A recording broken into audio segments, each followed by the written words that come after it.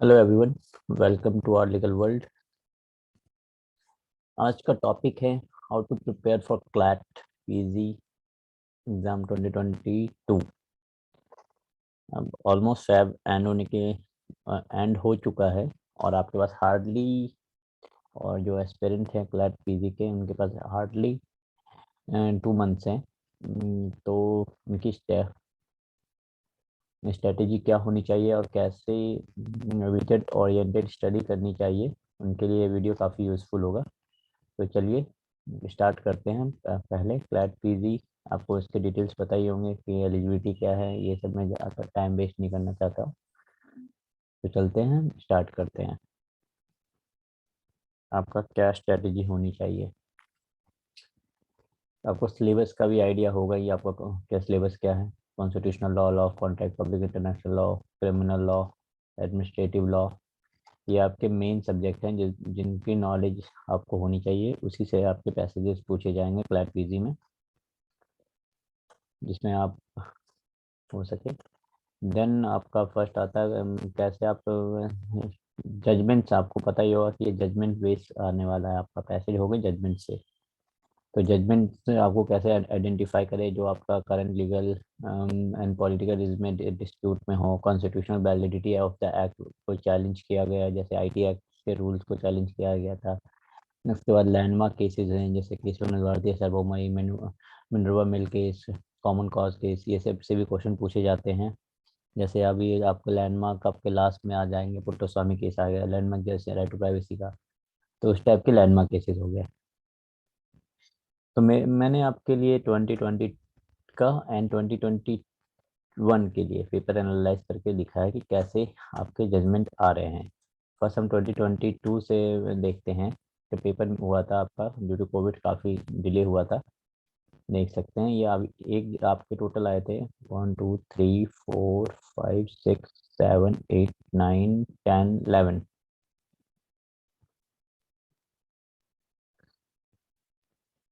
आपके 11 पैसेजेस आए थे। 11 पैसेजेस में आप देखेंगे तो 1 2 3 और 4 आपके पैसेजेस हैं डायरेक्टली आपके 2022 के जजमेंट से आए थे।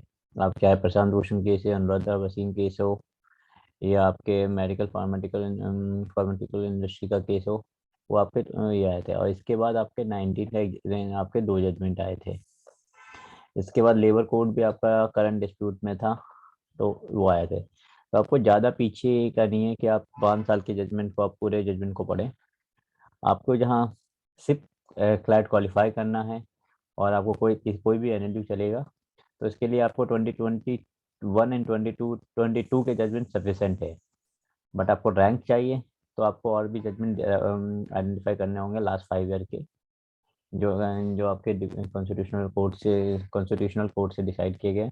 Constitutional courts only supreme court की बात कर रहा हूँ मैं, हाई कोर्ट्स की बात नहीं कर रहा। हाई कोर्ट जो भी सुप्रीम कोर्ट्स के वो जजमेंट जो आपके कॉन्स्टिट्यूशनल बेंच से, मेनली कॉन्स्टिट्यूशनल बेंच या कोई ऐसा जो है जो लीगल न्यूज़ में या करंट लीगल पॉलिटिकल डिस्कोर्स में हो, वो जजमेंट्स आपको करने हैं। तो चलते हैं। तो अब इसके बाद आपका 2021 का जजमेंट आता है। देख सकते हैं 2021 का जजमेंट है। इसमें पैसेजेस इंक्रीज कर दिए थे उन्होंने, अराउंड 20 पैसेजेस पूछे थे। तो आप देख सकते हैं 20 पैसेजेस में से आपके 2021 के कितने केसेज है। अर्नब गोस्वामी का फर्स्ट केसेज है। इसके बाद आपका ये भी विकासापट्टनम पोर्ट केस भी आपका 2021 का है। चीफ इलेक्शन कमिश्नर का भी केस आपका 2021 का है। अपर्णा भट्ट का भी आपका केस 2021 का है। प्रशांत मेहता का केस भी आपका 2021 का केस है। मिनिस्ट्री ऑफ विविता पुनिया, ये आपका लैंडमार्क केस है, 2020 का केस है। इसके बाद आपका सिक्किम 20 का केस है, 20 विनीता शर्मा, ये भी लैंडमार्क आपका केस है। आपका एक केस है फैमिली सक्सेशन एक्ट से रिलेटेड है, तो ये भी आपका लैंडमार्क केस है। ये भी आपका 2020 का केस है। ये देखिए आपका ये 2019 का केस है। तो आपके ये देखिए यहाँ पर 5 ईयर के जजमेंट लास्ट ईयर पूछे हैं। बट 5 ईयर के जजमेंट आपके हैं के पूछ रहे हैं, तो वो लैंडमार्क केस है। केसेस आपको ये नहीं कि आप कोई सा भी जजमेंट उठाकर पढ़ने लगे, ऐसा नहीं कर सकते। जैसे लास्ट के 2 पैसेज देखे गया, तो आपको एक लॉ कमीशन की रिपोर्ट पूछी गई है 273, एंड एक पैसेज दे दिया गया है जो डिस्प्यूट से रिलेटेड। तो आप पैसेज को तो फाइंड आउट नहीं कर सकते। लॉ कमीशन की रिपोर्ट आप पढ़ सकते हैं कि कौन से लॉ कमीशन से डील करता है, बट आप डिटेल में नहीं जा सकते, आपके पास इतना टाइम भी नहीं है और इतना आपको पढ़ने की जरूरत भी नहीं है। तो फर्स्ट आपको आइडेंटिफाई करना है जजमेंट्स कौन से इंपॉर्टेंट है, 2022 के एंड 2020 के जजमेंट, इसको तो आप छोड़ ही नहीं सकते। आपको कम से कम 30 to 40 जजमेंट आइडेंटिफाई करने होंगे जो आपको आपके हिसाब से काफ़ी इंपॉर्टेंट है। वो मैंने भी अपने जजमेंट प्रिपेयर किए हैं, वो आपके लिए काफ़ी यूज़फुल होंगे। तो फर्स्ट आपको यही करना है, फर्स्ट 2022 के जजमेंट। तो आपके मान लीजिए आपका पेपर है मई में, तो आपको कम से कम 15 अप्रैल तक का वेट करना है। वेट भी नहीं, आपको 15 अप्रैल तक के जजमेंट कवर करने ही करने होंगे, क्योंकि पूछ सकते हैं कोई भी जजमेंट ये आपके पास उनके पास तो भी 20-25 डेज टाइम होता है। आप कर सकते हैं कि अप्रैल आप पूरा कवर कर लीजिए, जितने भी लैंडमार्क जजमेंट आते हैं, क्या पता वो कुछ भी पूछ लें। जहाँ आपने वो एक जजमेंट पूछा, आपने किया वो अप्रैल का जजमेंट, और क्या पता वो पैसेज में आ जाए, तो वो बाकी उसे एज मिलेगा आपको मार्क्स में। ठीक है, देन आपको आपके पास रीडिंग हैबिट होनी चाहिए। देख सकते हैं कट ऑफ आपका, यहाँ कट ऑफ भी आपका 2020 या 2021 दोनों के मैंने प्रिपेयर कर रखे हैं। तो आपके ये नहीं कि आपको 120 में से 100 लाने, वो आपको इतने लाने ही नहीं है। आपके मार्क्स जा रहे हैं, आप 2020 के तो आपके मार्क्स कम थे, ये फर्स्ट टाइम पे पैटर्न था, इसकी वजह से आप 2021 के कट ऑफ को बेंचमार्क मार्क में चलिए कि आपको, जैसे आपका बैंगलोर के लिए और हैदराबाद के लिए, नालसर हैदराबाद के लिए अराउंड सिमिलर कट ऑफ है, 70 समथिंग मार्क्स जा रहा है, तो अराउंड ये आपके हो जाते हैं 60%। तो आप 70% टारगेट रखिए कि 80 लाना है आपको, और 90 क्वेश्चन कम से कम आपको अटैम्प्ट करने हैं 120 में से। जहाँ पेपर आपको लगे मॉडरेट पेपर है, जहाँ पेपर हार्ड रहे तो इतना मत करिए, क्योंकि आपके नेगेटिव नेगेटिव मार्किंग भी है, तो आपके मार्क्स कम हो सकते हैं। और जहाँ पेपर ईजी रहे तो आपको और क्वेश्चन अटैम्प्ट करना पड़ेगा, वो आप वो उस टाइम पेपर पर आप डिसाइड करेंगे कि कैसा पेपर लग रहा है आपको आपके हिसाब से। ठीक है, इसके बाद हम अभी चलते हैं कि आपका, कि मैंने क्या क्या, ये है आर्टिकल वर्ड के कोर्सेज है, जो मेंटरशिप कोर्सेज है, ये कंप्लीट कोर्स है। और ये आपका सेकंड है क्लैट पीजी के जजमेंट्स के लिए, जिसमें our legal world important judgments provide कर रहे हैं, जिसमें आपकी ब्रीफ समरी है, केस रेफर्ड है, कौन से स्टैच्यूट डील की गई है, जो क्लैट के लिए मोर सफिशेंट है। बट अब मैंने रेफर आपको सजेस्ट करना चाहूँगा, इसके अलावा भी आपको जो लगे इम्पोर्टेंट वो आप रीड कर सकते हैं। चलिए देखते हैं कौन कौन से इम्पोर्टेंट जजमेंट्स हैं। देखिए ये फर्स्ट वन, मैंने अभी 3 पार्ट होगा, जो अराउंड 50 जजमेंट्स का होगा। जो आपके ये राजीव सूरी का केस है, आपको पता होगा, सेंट्रल विस्टा का प्रोडक्ट, ये आपके लीस्ट इंपॉर्टेंट है, बट तो भी मैंने रेफर किया है। इसके बाद आपका आता है आधार, आपका रिव्यू पेटिशन आता है, के एम नजीब यूएपीए का लैंडमार्क केस है। देन आपका विकास कुमार वर्सेस यूपीएससी, ये काफ़ी इंपॉर्टेंट है केस आपका, ये जजमेंट आया भी है काफ़ी एग्जाम्स में, जिसको ये आपका पीडब्ल्यूडी से रिलेटेड था जजमेंट। ये आपके जो बोल्ड हैं वो काफ़ी इंपॉर्टेंट जजमेंट है, इसको आप छोड़ नहीं सकते। नेक्स्ट है विकास अग्रवाल केसेस है, ये आपका रिजर्वेशन से रिलेटेड है, रिजर्वेशन से आपका काफ़ी बोल्ड टॉपिक है क्लैट पीजी के लिए, जो कि वो कॉन्स्टिट्यूशनल लॉ से भी लिंक करता है और लेटेस्ट लीगल डिस्प्यूट से भी लिंक करता है और लीगल डिस्कोर्स। तो आपको जितने भी रिजर्वेशन के आपको लगते हैं इंपॉर्टेंट है, उसको करना ही करना है आपको। देन आपका आपके आते हैं और भी जजमेंट है जो बोल्ड नहीं है, वो आप रीड कर सकते हैं कहीं से भी रेफर करके, बट जो बोल्ड है उसको आपको डिटेल में पढ़ना पड़ेगा, चाहे वो आप किसी भी न्यूज़ से रेफर करें या किसी और कहीं से भी रेफर करें। देख सकते हैं जजमेंट मैंने काफ़ी अराउंड आपके 7 to 8 है, जजमेंट को रेफर किया गया है। देख सकते हैं रिजर्वेशन के काफ़ी जजमेंट है।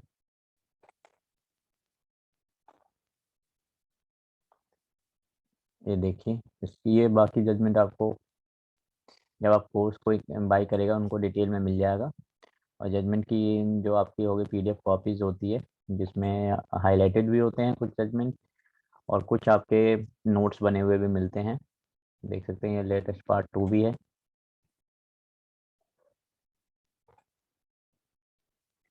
देखिए, आपको जजमेंट तो करना ही करना है। तो जजमेंट, आपको जजमेंट पढ़ने से आपको क्वेश्चन से करेक्ट नहीं कर सकते हैं।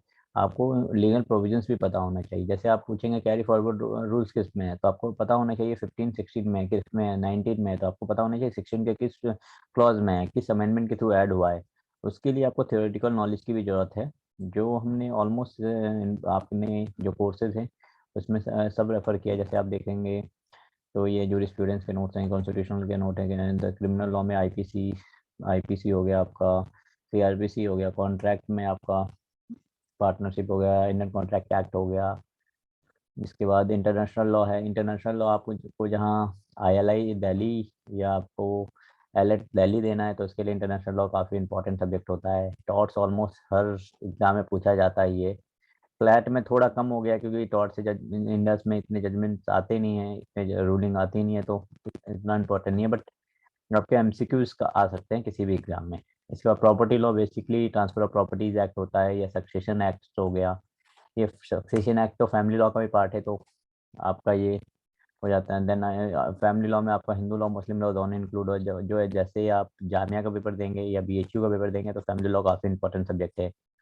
इन्वायरमेंटल लॉ के क्वेश्चंस काफ़ी पूछे जाते हैं, तो आपके चाहे कोई भी एग्जाम हो, बीएचयू हो, दिल्ली यूनिवर्सिटी हो, या जामिया हो, या आपका आईएलआई हो। इसके बाद आपका देखेंगे स्पेसिफिक रिलीफ एक्ट, ये काफ़ी कम एग्जाम्स में, एलिमेंट्री एग्जाम में पूछे जाएंगे। क्या ये जैसे आईएलआई के एग्जाम में मैंने देखा है कि काफ़ी पूछा जाता है, तो आपको 5 to 6 क्वेश्चन सारे से मिल जाएंगे। पार्टनरशिप भी आपके आईएलआई में काफ़ी पूछे जाते हैं। लिमिटेशन एक्ट मुझे जितना याद है सिर्फ आईएलआई दिल्ली के लिए पूछा जाता है, इसके अलावा कोई एग्जाम होगा तो आप प्रिपेयर कर सकते हैं। इसके बाद सेल्स ऑफ गुड्स एक्ट भी आईएलआई के लिए काफ़ी इंपॉर्टेंट है। कंज्यूमर प्रोटेक्शन एक्ट आपके काफ़ी ऑलमोस्ट सब एग्जाम में इंपॉर्टेंट है, चाहे वो आईएलआई हो या आपका दिल्ली यूनिवर्सिटी हो। दिल्ली यूनिवर्सिटी के लिए आपको प्रिपेयर करना पड़ेगा कंज्यूमर प्रोटेक्शन एक्ट। आपको पुराना भी एक्ट 1986 का भी, और करंट भी आपको करना पड़ेगा। इसका बाद इंटेलेक्चुअल प्रॉपर्टी राइट्स का आपका question basic MCQs Delhi university में पूछते हैं, आपके आईएलआई में भी पूछे जाएंगे, जामिया में भी पूछे जाएंगे। एंड आपका एक होता है आईआईटी खड़गपुर का एग्जाम होता है, उसके लिए तो आपको प्रिपेयर करना ही पड़ेगा। देन आपके इंपॉर्टेंट जजमेंट में बता चुका हूँ कि आपको कहाँ पर मिल सकता है, आपको ये देख सकते हैं। और कौन से आपके कैसे आप आइडेंटिफाई करें इंपॉर्टेंट जजमेंट, वो उसकी ट्रिक भी बता चुका हूँ कि आपको 2021 की एंड 2022 की जजमेंट टिल अप्रैल की आपको करना पड़ेगा, जहाँ आपको क्लैट में स्कोर करना है, और विद इन 2 मंथ में आपको क्लैट क्रैक करना है। देन आपका ये हमारा कोर्स ओवरव्यू है, जिसमें हम ओनली नोट्स, क्वेश्चन बैंक्स हो जाएंगे, मेंटरशिप सेशन होंगे। जैसे आप जनरली हम मेंटरशिप सेशन टेलीग्राम पर करते हैं, चाहे वो वॉइस चैट के थ्रू हो, जहाँ पर आप क्वेश्चन भी पूछ सकते हैं। जहाँ किसी को स्पेशल गाइडेंस चाहिए, उसके लिए भी हम स्लॉट अवेलेबल कराते हैं, चाहे वो जूम पर हो या टेलीग्राम वॉइस कॉल कॉल के थ्रू भी कर सकते हैं। एंड लास्ट मॉक टेस्ट होता है। मॉक टेस्ट इंपॉर्टेंट है आपके लिए काफ़ी, बट जब तक आपको कुछ पता ही नहीं है तो मॉक टेस्ट का कोई फ़ायदा नहीं है। काफ़ी मैंने देखा है, काफ़ी स्टूडेंट्स कहते हैं कि हम मॉक टेस्ट कर लेते हैं क्लैट के 10 to 15, हम जाकर पेपर दे देंगे। ये आपकी स्ट्रेटेजी, आप यहाँ 5 क्वेश्चन भी आपके नहीं बैठेंगे मॉक टेस्ट से। मॉक टेस्ट से आपकी नॉलेज टेस्ट होती है, आप उससे नॉलेज नहीं ले सकते। ये इसमें हमारा एमसीक्यूज में आप देखेंगे तो हर सब्जेक्ट में एमसीक्यूज मैंने डाल रखे हैं, जिसमें 10,000 से ज़्यादा एमसीक्यूज हैं। जैसे आप देखेंगे आपका लॉ ऑफ कॉन्ट्रैक्ट देखते हैं क्या है इसके अंदर, तो देखते हैं इंडियन कॉन्ट्रैक्ट के एमसीक्यूज हैं, सेल्स ऑफ गुड्स के एमसीक्यू हैं, पार्टनरशिप के भी आपको नोट्स भी मिलेंगे, आपको इंडियन पार्टनरशिप के एमसीक्यूज में मिलेंगे। ये हर में आपके 200 300 एमसीक्यू, किसी में 500 भी एमसीक्यूज हैं। कंपनीज लॉ के भी आपको नोट्स मिलेंगे, एंड आपके एमसीक्यूज मिलेंगे। कंपनीज लॉ देखते हैं, क्लैरिटी में पूछ सकते हैं, ऐसा नहीं है, बट आपको इतना पढ़ने की जरूरत नहीं है, क्योंकि कंपनी लॉ काफ़ी वास्ट सब्जेक्ट है, और काफ़ी स्टूडेंट्स कॉलेज लाइफ के अलावा कभी पढ़ते भी नहीं है, या प्रैक्टिस ना हो कंपनीज कॉर्पोरेट में, तो कंपनीज एक्ट खोलते भी नहीं है। तो इसको अवॉइड कर सकते हैं तो अवॉइड करिए, नहीं तो एमसीक्यूज ट्राई करिए। देन कॉन्स्टिट्यूशन में आपके केस लॉ काफ़ी इंपॉर्टेंट होते हैं। इसके केस लॉज में भी आपको क्योंकि रेफर होगा, जिसमें हम लोगों ने सब्जेक्ट वाइज केस लॉ या top chapter wise case law provide कर रखा है। इसके बाद हमने एमसीक्यूज भी इसमें टिल 2020 तक के दे रखे हैं। इसके बाद हिंदू लॉ में आपके नोट्स हो गए, और आपके एमसीक्यूज हो गए। मुस्लिम लॉ का भी सिमिलर है। प्रॉपर्टी लॉज में भी आपका ये है, एसआरए के आपके हो गए। जूरिस्प्रूडेंस के लिए काफ़ी होता है कि कैसे प्रिपेयर करें, उसमें हमने एमसीक्यूज प्रोवाइड किया है। इसके बाद आपका कंप्लीट नोट्स है एलएलएम के लिए, जिसमें कोड दिए गए हैं, किस स्कूल से कौन जूरिस आपको बिलोंग करता है, किसने क्या क्रिटिसाइज किया है, किस स्कूल को क्रिटिसाइज किया, कौन सपोर्टर है किस स्कूल का, वो है। तो जूरिस्प्रूडेंस के लिए भी सफिशिएंट मटेरियल है हमारे पास। आप क्रिमिनल लॉ में देखेंगे सीआरपीसी और आपका आईपीसी के दिए रखे हैं। इंटरनेशनल लॉ के आपके नोट्स हैं एंड एमसीक्यूज हैं। टॉर्ट्स के भी नोट्स हैं। इंटेलेक्चुअल प्रॉपर्टी लॉ के भी आपका देखेंगे तो इसमें कॉपीराइट के केस लॉ अलग दे रखे हैं और आपके ट्रेडमार्क के अलग दे रखे हैं, पेटेंट के अलग दे रखे हैं। उसके बाद आपका आईपीआर का एमसीक्यूज भी हैं, लेबर लॉ भी है। देन आपका आता है इन्वायरमेंटल लॉ के एमसीक्यूज।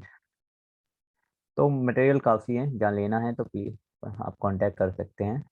नहीं तो काफ़ी मटेरियल ऑलमोस्ट आपका फ्रीली अवेलेबल है। फ्री गाइड हमने ऑलमोस्ट जजमेंट भी आपको बता दिया है कि कौन से जजमेंट इम्पॉर्टेंट है। तो अराउंड आप मानेंगे तो काफ़ी पेपर्स यूज़फुल होगा आपके लिए।